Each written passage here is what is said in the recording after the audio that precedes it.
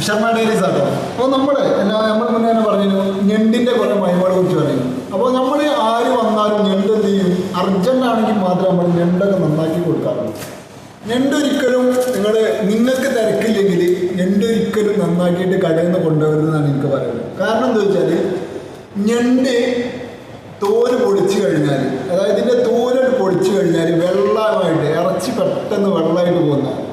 ഞങ്ങളെപ്പോഴും പ്രിഫർ ചെയ്യുക, അല്ലെങ്കിൽ ഞങ്ങളെപ്പോഴും ആൾക്കാർക്ക് പറഞ്ഞു കൊടുക്കുക, ഞണ്ട് വാങ്ങുന്നവർക്ക് എപ്പോഴും പറഞ്ഞു കൊടുക്കുക, നിങ്ങൾ മസാല ഒക്കെ കൂട്ടി റെഡി ആക്കിയിട്ട് എന്ത് ചെയ്യുക, ഞണ്ട് പൊടിക്കുക.